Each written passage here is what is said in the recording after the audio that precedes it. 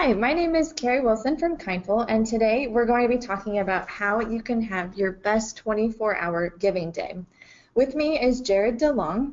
Jared is on our success team here at Kindful and has participated in these 24-hour giving days for the past 3 years through the nonprofit he worked at called Both Hands.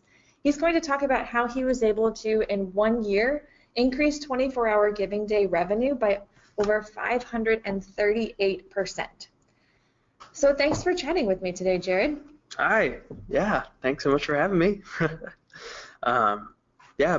Before Kindful, I was at Both Hands as our communications manager for it was almost 4 years. And Both Hands, we would help families fundraise for their adoptions through serving widows in a family's community. So instead of running maybe like a 5K race where you raise funds or doing a golf event where you're raising funds, Both Hands works a little bit differently where a team would actually go out and serve in the community. So if you've ever considered adoption or know someone who needs help with raising funds, I would definitely encourage you to check out bothhands.org. Great. So you guys participated in the 24-hour day of giving. Do you mind talking a little bit about why you decided to participate and what exactly that is? Sure.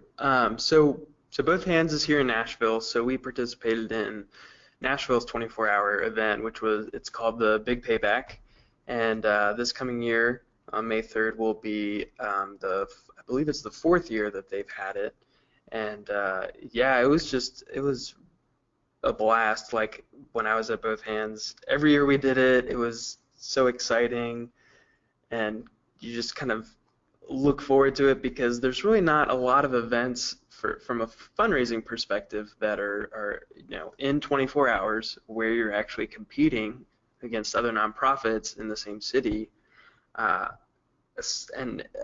in addition, you're getting free promotion and publicity from the community foundations in that city or from other businesses who may be sponsoring the event in that city. And then you also have all of the nonprofits that are raising awareness for them participating in the event. So then you have just the entire city is hearing about this upcoming event from all these different outlets. And so it's great because it's free promotion. It's also creates kind of this fun competition between different organizations and different donor bases where everyone's excited to be able to give to try to help their organization that they love win. But everyone really wins because participating in the event alone, it gives you an opportunity to raise funds through another event that you may not have had in the past. You may have different things that you do, but through an event like this where lots of different organizations around the city are getting involved, it's just kind of takes the onus off of someone who's doing their own event and saying, oh, well, we're going to participate in this because everyone's doing it. Mm-hmm. And it was a lot of fun. That's great. Do you mind sharing a little bit about your results? Because you've had some amazing results in the past 3 years.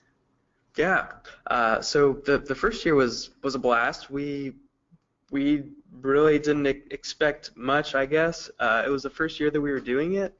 So I think that the goal for 2014 was, it started out at the beginning of the day, we just said, okay, we'll shoot for $2,500 will be the goal. And then we actually ended up passing that, and so we set a new goal for $5,000. And by the end of the day, we actually raised $7,200. We really didn't spend a lot of preparation for it just because of other things that we had going on at the time. So we had just sent out 2 emails, one in the morning, one at night, reminding people about giving towards that day, and did a little bit on social media, but honestly probably didn't spend a ton of time in preparation, and so to still raise $7,200 was awesome. So then 2015 came along, And I think that's when I think we just started to maybe see the power behind the whole day.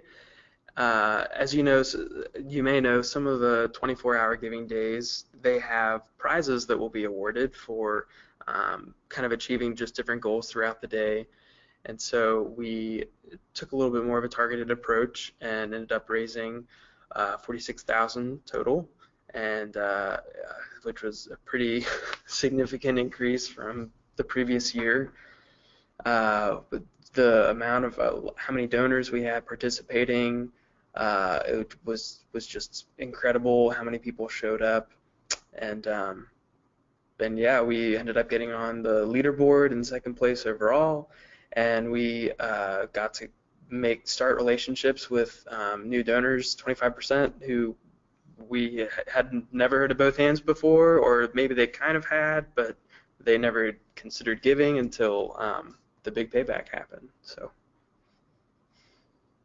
and then in 2016, we raised 60,000, and that was despite the as I'm sure a lot of people are aware of, the credit card processor you know mishap that happened that day, and we were just felt blessed that regardless of that happening, still being able to raise 60,000. So That's great. Now, we'd love to talk specifically about that 2015 year where you saw that 538% increase in revenue in that one day, which is awesome. yeah. So how do you prepare for something like this? How did you prepare for the big payback? Yeah, well, I think the two things that I recommend to folks that after the first year, I really felt were the two building blocks to just having a plan in place was kind of setting expectations and then choosing a goal amount, or just determining any type of goal. So our first year, we didn't spend a lot of time, like I said. As far as our marketing and just communications, we didn't devote a ton of a ton of bandwidth to how targeted we were going to be in communications, how much we were going to promote the event ahead of time, things like that. But I think if you're a nonprofit who is looking to do the Giving Day for this year, I think setting some expectations up front of who is going to maybe be in charge of your event, and who is going to take that ownership, and then how much time are they going to devote to it. If all of your staff is going to be involved, what are they going to contribute, what's going to be expected of everyone, and then how much are you going to allow folks to, or how much are you going to allow your organization to take from your communications plan, in terms of emails being sent out and posting on social media, if you're going to host some type of event, just kind of figuring out ahead of time a plan, and then determining a goal. So for most, that would be, okay, our goal is going to be $2,500 or $5,000, or if you know your donor base and you think that you don't really have a lot of other events around this time of the year, you could set maybe it's like a $50,000 goal, whatever you think is appropriate for your organization. And that's kind of what we did. We just knew that time of year would probably be a good time for raising funds, because it was right after another fundraiser, but that fundraiser was targeting a different audience, and so it was still just a great opportunity to reach out to donors kind of halfway through the year before you get to year-end giving. So on the day, so the preparation that you did for this this day of giving, walk us through your steps. What did you do? Yeah, so for 2015, we looked ahead and created a communications plan. So starting about a month out, is when we would plan our different marketing that we were going to do. So that would be email, social media. We would do some targeted marketing to our donors who really liked participating in the big payback the year before, and we knew would probably be willing to give again if we gave them a heads up about it. The one thing that you really have to be conscious of is, since it's just a 24-hour giving day period, people need to be aware of that day because it'll be come and gone before you know it. And so if someone doesn't mark it in their calendar, if they don't be sure to see your communications ahead of time so that they're aware of it, you kind of risk losing that audience on the day of if they don't see anything that you're promoting that day. So communication plan was huge. And then we kind of looked at what did we want to use for different ways of communicating. So we definitely used social media. It was mostly Facebook and Instagram. And then we actually created a Facebook event that we invited all of our supporters online to sign up for the event, and then we would post on the event page about progress throughout the day, as well as just asking them to invite their friends or whoever they thought might be interested in supporting both hands on that day, and then we directed everyone that way to the donation page that the Big Payback hosted, where they could give. And then we looked at the different promotion channels. So like I had mentioned, Facebook and email, and then also looking at our different kind of markets or our different segments of our donor base. So our major donors we would send an email to that was much different than we would send to maybe like our recurring donors. You probably we didn't want to ask as much of our recurring donors because they consistently are giving, but if we had a major donor who hadn't given in a significant amount of time, then we would be a little bit more bold and personalized and might reach out to them and ask if they would have any desire to give a major gift towards helping us reach whatever our goal was for that day. So then we also had to focus on, we had to let our donors know and all of our followers know what our goals were.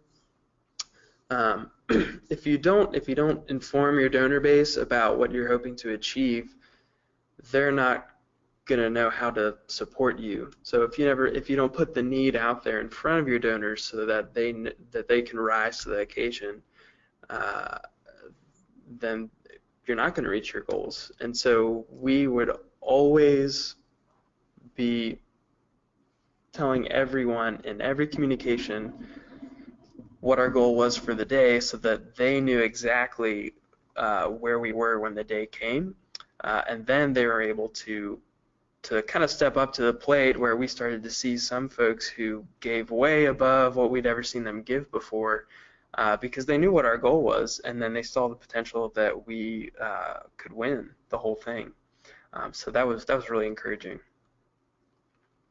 And then following the day, we would thank our donors appropriately, and as soon as possible too. It's kind of in the customer service world, if you have a great response to someone, but it's way too late when it should be immediately regarding whatever their issue is, you're going to have a much different response than if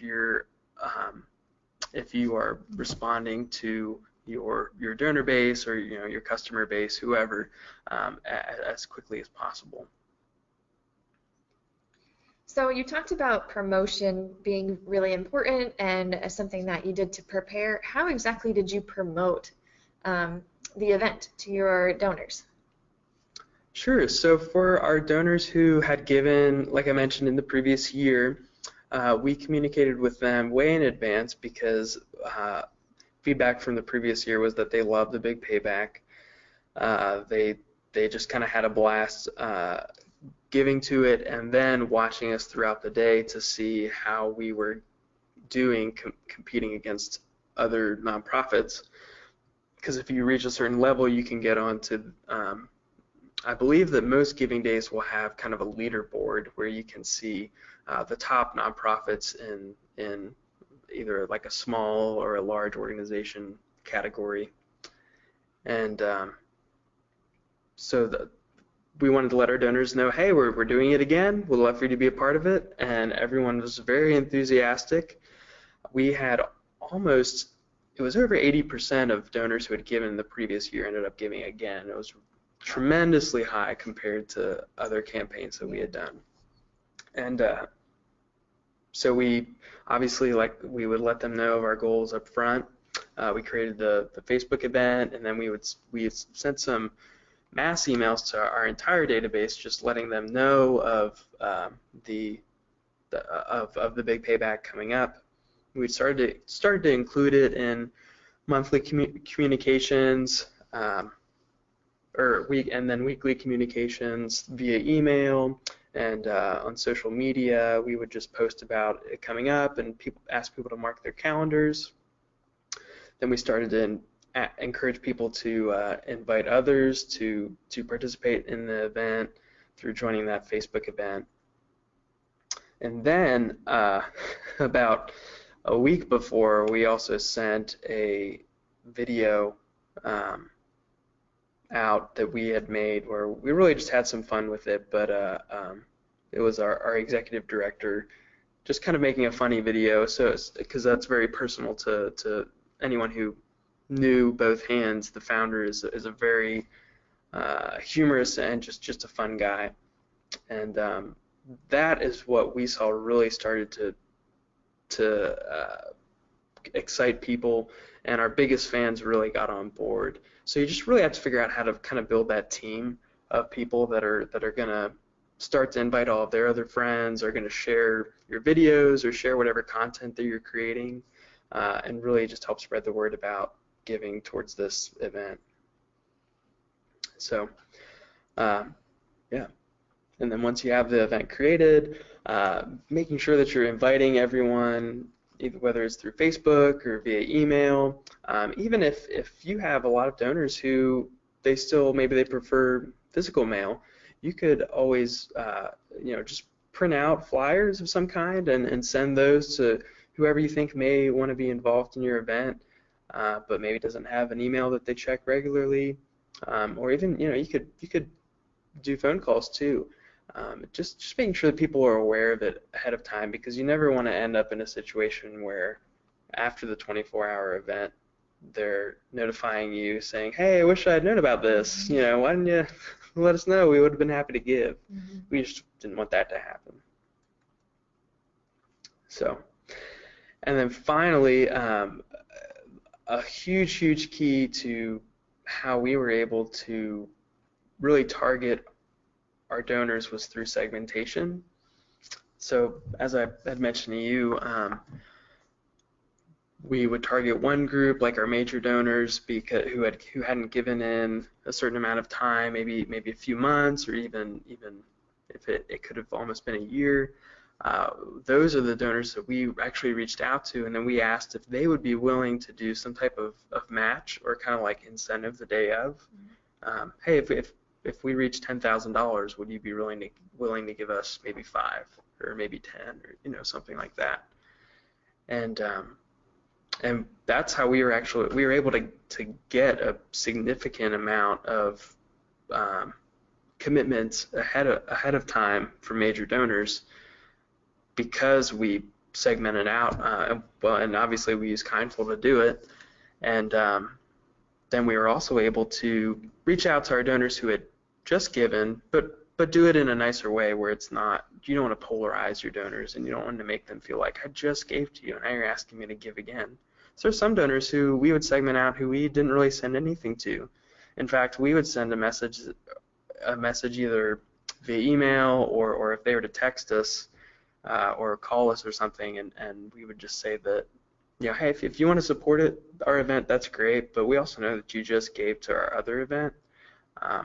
And some of them were just so grateful that we recognized that they had just given, that they gave again. So it was a fun day for sure. But segmenting your donors is key, and just knowing how to reach each of them appropriately, recognizing if they have given or haven't, and their frequencies, how often they do give, their lifetime value that they've given, and how much they give typically in a year. Being able to look at all that different data is really going to help you to determine how to appropriately reach out and what gift is appropriate to ask for. So here's just some photos. It was a fun time. We just got a lot of our supporters around us, and just they helped us spread the word about the event. Did you post these on social media? We did. We posted them, plastered them everywhere, pretty much. Yeah, they were in email newsletters. The big thing too is just reuse your content. Like, don't feel like you have to create something unique for like an email and then something different for social media. You know, try to just repackage and use it as much as you can. It cuts down on your time throughout the day so that you can really focus on being strategic instead of consuming time just designing different things. All right, so we're at the day of the event. You talked about all the prep work and about reaching out to major donors beforehand to try and get a match, and segmenting your donors and letting them know that this day is coming. So now you've reached the day of the event. What did you do on the day of the event? Sure. So we have the communications plan. So we knew ahead of time what our plan was throughout the day. So we went ahead and made some graphics, because we had a good idea that, okay, we're probably going to reach this amount today. Not sure when it'll be, but we're probably going to reach 15,000. So we told everyone, hey, our goal is 15,000. That was what we were promoting, even though we knew that we were probably going to pass that early. So we went ahead and created the graphics that then we would share throughout the day, and so these are just a couple that were created for that day of. And we just thought about how to make the day fun too. You know, there's other things that we posted that just to show our other donors being involved, like the photos you saw before, just so that people would want to be a part of this day. And if your donors are excited about something that you're doing, then they're just going to naturally share it with others, and it just organically you'll start to see donations from people that you've never heard of before. And that's how we got that about 25% of new donors each year, is that they would know someone else who made a gift and shared about it, and they just wanted to kind of hop on the train, you know, and support helping us win the whole thing. How many reminder emails did you send during the day of the event? So for our specific plan, as I mentioned earlier, I think most giving days have, I might be wrong, but for the big payback, there was prizes awarded for different kind of time slots throughout the day. So it would be whoever raised the most, whatever organization raised the most amount between, I think one was the 6 to 9 a.m. or 6 to 9 p.m. And then there's also, like, I think it was 9 to 12. They had another donation or another gift that was the donation that was made closest to 12 noon. Mm-hmm. There was like a happy hour prize on top of like I think it was kind of 3-hour increments for the different prize slots. So it was the most given during 6 to 9, or it could also be the most unique donors. So regardless of the amount, if you had 50 different people give and no one else had 50 people give, then you won the prize for that time slot. So our goal was we sent an email at 6 a.m. right when we decided to go for the 6 to 9 a.m. and 6 to 9 p.m. prizes. we just kind of we took a look at our donor base and decided that, okay, we really feel like this is our demographic. This is when we see that their response is best to our emails that we do or whatever other marketing that we do. So we went for 6 to 9. So we sent an email at 6 a.m. and then there was another reminder email that was sent in the at 6 p.m. and then there was a final email that was sent towards the end of the night when we started to realize that we were neck and neck with the first place organization in our category. And I think that's when all of our staff's eyes just kind of got huge, like, wow, we could actually like win this whole thing. So that was pretty exciting. Yeah, so it was 3 emails throughout the day, but very targeted. We didn't just send them whenever. It was hey, this is the next 3 hours. And I think that sense of urgency too was really, really valuable, because then people weren't like, I'll just give some time today. They're like, oh, I need to give, between 6, like I'm going to do it now. And you eliminate that chance for someone to forget. Mm-hmm. So once you finished the day that you got your totals, what was your post-event follow-up strategy? What did you do with all of those donors that you, either new donors or donors who gave? What did you do for them? Sure. So we, since everyone who gave through the big payback had to provide an email, so that's great because you're getting that data from the community foundation, and so we were able to email everyone and thank them. We obviously told them just our excitement and gratitude for reaching 46,000 and just how awesome and that was, and how grateful we were that they were a part of it. We had a good amount of donors who actually would give multiple gifts throughout the day, because it was obvious that they were checking back to see how we were doing and wanted to give to help us reach our goal.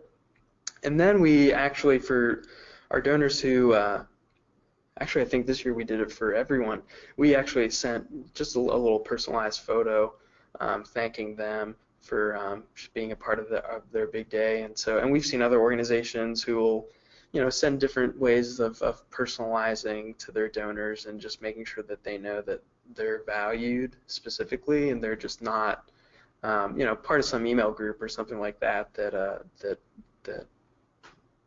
we're grateful for them. So yeah, just thanking them quickly with that email was huge, and then also kind of going above and beyond because our donors went above and beyond. So that's great. This is all really impressive and great to hear. For people who may be listening and really want to do a 24-hour day of giving but really have no idea where to start and can see the potential in them, what's your advice to those people? Where should they start? Yeah, I think it really goes back to kind of the 2 main things at the beginning. Like, you really want to set your expectations and your goals. So the first year that we did it, honestly, there wasn't a huge amount of support from our staff and our board for me doing it, which is fine because we had so many other things going that they didn't really want to. They didn't think that it was the best use of our time, and so I kind of said, hey, I'm willing to work a little extra just to see how it goes, and then if it's kind of a flop, then we tried it, and but so you just kind of have to look at your organization, your staff, whoever's going to manage it, how many people are going to be involved, and then also what you're planning, what you already have planned for the year in terms of communication and fundraising, just to see if you want to really make this a main part of your fundraising strategy, or if you just want this to kind of be a little side event that you don't put too much of a focus on that takes away from your other events that you may have throughout the year. And then setting a specific goal so that your donors know what you're shooting for, because then they can help you to get there. If you if you just are happy with whatever happens and are grateful, there's nothing wrong with that. But if you really want to create that sense of urgency and really push your donors to almost give to the point where they're really being invested and not just making a little gift, but they're really getting behind you, I think you'll see that come back to benefit you in the future. And so letting them know that specific goal that you're shooting for lets them know what you're determining is going to be a success, so that they can get behind you and really truly support you. And then you also want to make these expectations and the goals achievable. If you're having your biggest fundraising event of the year like the week before your 24-hour giving day, you probably shouldn't set a very high goal for that day of, unless you're going to be targeting or segmenting a different group of donors than you would be for your other fundraising events, which that's kind of what we did for Both Hands. Is this was kind of our digital fundraising, or not our online fundraising event, where another event that we had was actually a service project, where that was more sending out physical letters rather than strictly all online. Those are great places to start. So what are your 3 main takeaways that people could use for their local giving days? What are the 3 things you would let them know? Yeah, I would setting those goals and expectations up front. Yeah, you need to plan out your communications. What a lot of times people cringe when they hear, like, you need to make a communications plan. I think it needs to be this very detailed, 40-page thesis or whatever. But it can just be really simple. Okay, we're gonna send this out a week before, this out a day before. We're gonna do these 2 or 3 things the day of. And then here's how we're going to thank afterwards. So I would say kind of communications to raise awareness ahead of time for your donors, what your plan is of the day of, and then how you're going to thank them. And then figuring out how can you, okay, here's the general messaging for those 3 parts of your plan. Now how can you target each of those steps to reach your donor base appropriately based on whatever segmentation criteria that you create. If you use Kindful, or if you're using another donor management system, or your email marketing tools, whatever you're using.